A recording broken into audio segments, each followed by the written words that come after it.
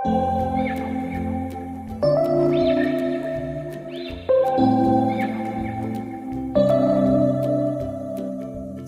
we met.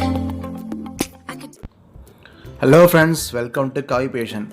நீங்கள் இப்போ பார்த்துட்டு இருக்கிறது என்ன அப்படின்னா வெந்தயக்கீரை. இந்த வெந்தயக்கீரையை வளர்க்குறது ரொம்ப ஈஸி தான்.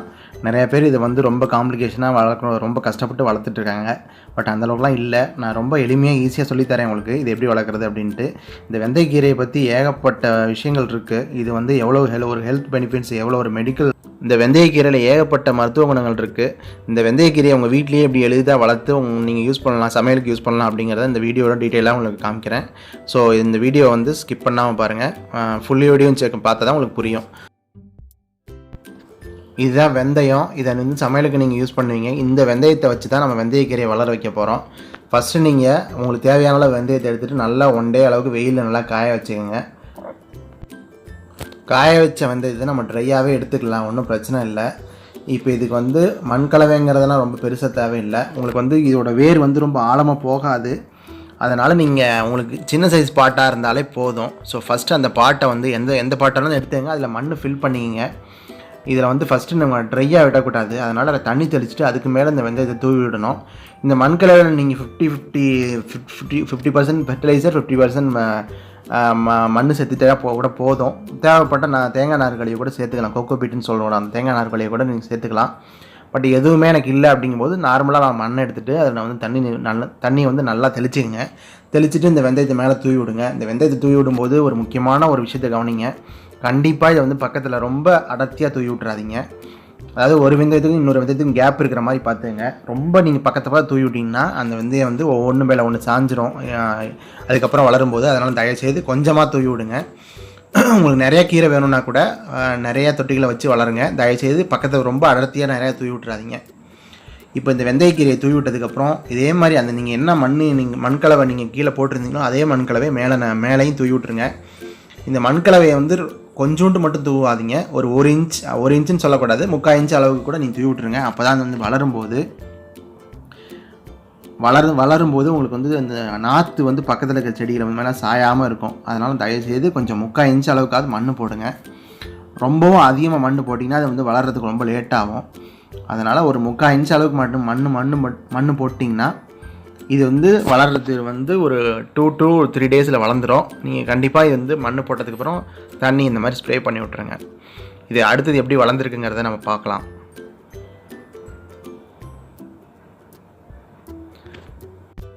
இது வந்து பார்த்திங்கன்னா விதைச்சதுலேருந்து 3வது நாள் நல்லா வளர்ந்துருக்கு பாருங்கள்.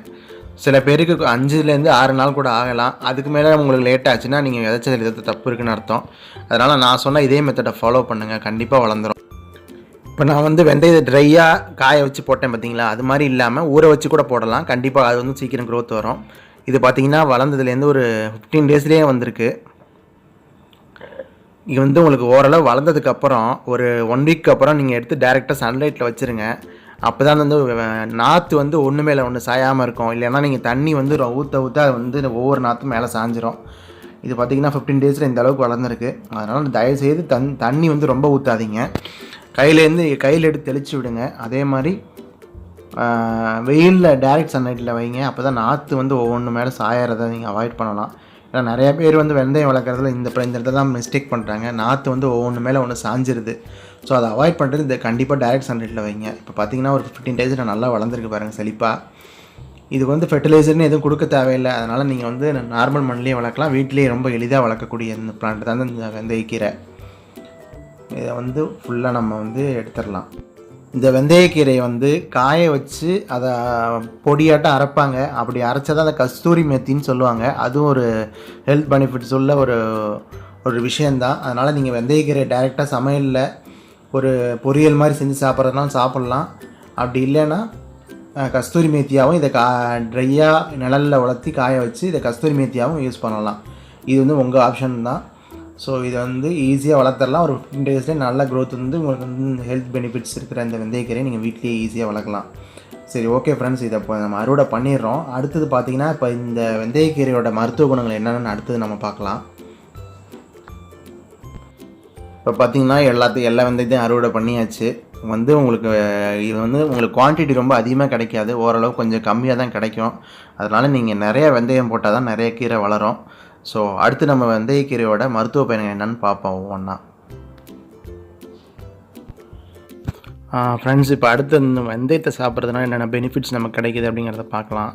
இந்த வெந்தயத்தை வந்து 2 வகையாக நம்ம இன்டேக் பண்ணிக்கலாம். எப்படின்னா, ஒரு கைப்பிடி வெந்தயத்தை வந்து 1 டம்ளர் தண்ணியில் ஊற வச்சு காலையில் வெறும் வயிற்றில் சாப்பிட்லாம். அது ஒன்று. இல்லைனா இந்த வெந்தயக்கீரையை டைரெக்டாக சமையலில் சமைச்சு நம்ம சாப்பாடோடு சேர்த்து சாப்பிட்லாம். இதோட பெனிஃபிட்ஸ் என்னென்னு பார்த்தீங்கன்னா, இந்த வெந்தயக்கீரையில் என்னென்ன வந்து நம்மளுக்கு வந்து விட்டமின்ஸ் மினரல்ஸ் இருக்குது அப்படின்னு பார்த்தீங்கன்னா இதில் வந்து கார்போஹைட்ரேட் இருக்குது, அப்புறம் அயன் இருக்குது, மெக்னீஷியம், காப்பர் இருக்குது, பாஸ்பரஸ் இருக்குது, விட்டமின் B6 இந்த மாதிரி மினரல்ஸ் அண்ட் விட்டமின்ஸ் இருக்குது. இது வந்து இந்த வெந்தயம் வந்து பார்த்திங்கன்னா நம்ம சாப்பிடும்போது ரெகுலராக நம்ம இன்டேக் எடுத்துக்கும் போது பிபி இன்க்ரீஸ் ஆகிறது வந்து கண்ட்ரோலில் இருக்குது. ரெண்டாவது வந்து ப்ளட்டில் வந்து சுகரோட லெவல் வந்து ரொம்ப ஹை ஆகாமல் ஓரளவுக்கு கண்ட்ரோல்லையும் வச்சுக்குது. இதை வந்து ஒரு 40 days ரெகுலராக நம்ம சாப்பிடும்போது சுகர் வந்து அதிகமாக கண்ட்ரோல் ஆகுதுன்னு சொல்கிறாங்க. பட் மேக்ஸிமம் இதை வந்து சுகர் பேஷண்ட்ஸ் வந்து நீங்கள் வெந்தயக்கீரை அதிகமாக எடுத்துக்கிறத நீங்கள் பார்க்கலாம். இதை வந்து பவுட்ராவோ, அதாவது அந்த கஸ்தூரி மெத்தின்னு சொல்லுவாங்க, அந்த பவுட்ராவோ இல்லை நேர கீரையவோ சாப்பிடுவாங்க.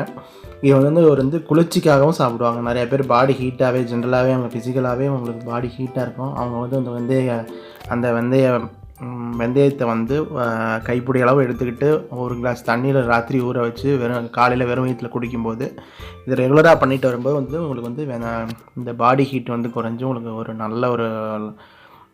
நல்ல ஒரு பெனிஃபிட்ஸ் கிடைக்கும். இதனால் உங்களுக்கே இந்த ஒரு நல்ல ரிசல்ட் கிடைக்கும். இந்த வெந்தயத்தை பொறுத்த வரைக்கும் எனக்கு தெரிஞ்ச பெனிஃபிட்ஸை நான் உங்களுக்கு சொல்லிட்டேன். இது உங்களுக்கு ஃபர்தராக உங்களுக்கு நிறையா விஷயங்கள் இது தெரிஞ்சுக்கணுன்னா நீங்கள் கூகுள் பண்ணி ப்ரௌஸ் பண்ணி பார்த்துங்க. ஸோ எப்படி பார்த்தாலும் இந்த வெந்தயக்கீரை சாப்பிட்றதுனாலையும் வெந்தயத்தை சாப்பிட்றதுனால ஏகப்பட்ட பெனிஃபிட்ஸ் இருக்குது. ஸோ மேக்ஸிமம் நீங்கள் வந்து இது கீரையாக சாப்பிட்றது என்னோடய அட்வைஸ். ஸோ நீங்கள் உங்கள் வீட்லேயும் கீரையை ரொம்ப ஈஸியாக வளர்க்கலாம். நான் உங்களுக்கு ஈஸியாக எக்ஸ்பிளைன் பண்ணிட்டேன். நீங்கள் இதை ஃபாலோ பண்ணிவிட்டு நல்ல ஒரு ஹெல்த்தியான லைஃப் ஸ்டைல் வாழுங்க. Thank you friends. உங்களுக்கு நீங்கள் அந்த வீடியோ பிடிச்சுன்னா லைக் பண்ணுங்கள். வேறு ஏதாவது டவுட்ஸ் இருந்தால் கமெண்ட் பண்ணுங்கள். Thank you friends.